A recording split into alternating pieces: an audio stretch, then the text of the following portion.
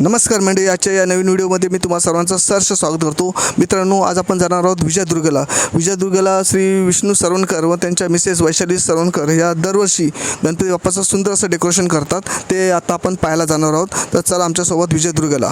हे आपण जे पाहता ती विजयदुर्ग जेटी आहे आणि जेटी किती सुंदर आहे ती बघा.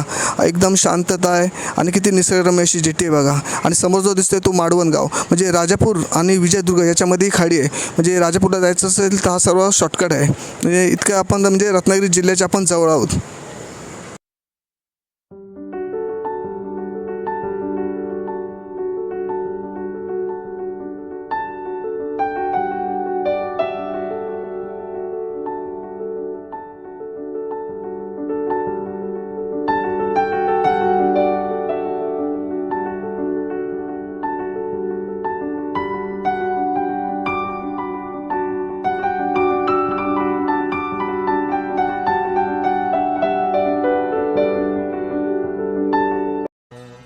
सुस्वागतम सुस्वागतम. सरवणकर बंधू सर्व गणेश भक्तांचे हार्दिक स्वागत करीत आहेत. 22 जनवरी 2024 वो ऐतिहासिक दिन था जब अयोध्या में भव्य मंदिर बनाकर रामलला की प्राण प्रतिष्ठा की गई. आज प्रत्येक सनातनी श्रद्धालु, चाहे वो विश्व के किसी भी कोने में स्थित हो, एक बार अयोध्या आकर प्रभु श्री राम के दर्शन अवश्य करना चाहता है. आप भी निश्चित रूप से श्री रामचंद्र जी के दर्शन करने के लिए अयोध्या आना चाहते होंगे. तो आज हम अपने कार्यक्रम के माध्यम से अयोध्या के नवनिर्मित श्री राम मंदिर से जुड़ी समस्त जानकारियां आप तक पहुंचा रहे हैं. श्री राम मंदिर सुबह 6:30 बजे से दोपहर 12 बजे तक तथा दोपहर 2:30 बजे से रात के 10 बजे तक श्रद्धालुओं के लिए खुला रहता है. मंदिर में प्रतिदिन रामलला की अनेक आरतियां की जाती हैं, जिसमें प्रथम मंगला आरती सवेरे 4:30 बजे एवं शयन आरती रात्रि 9 बजे होती है.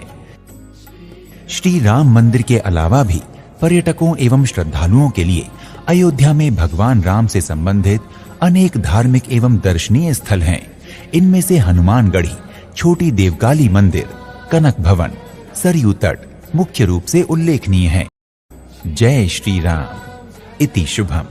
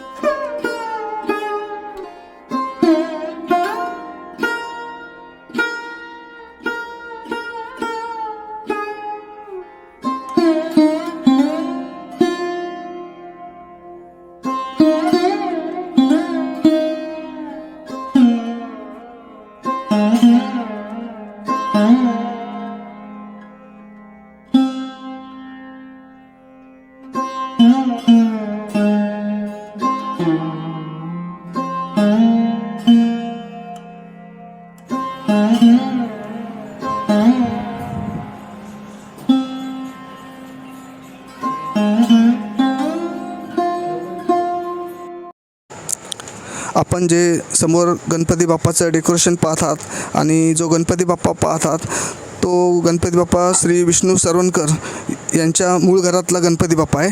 तर या गणपती बाप्पाचं आपण दर्शन घ्या.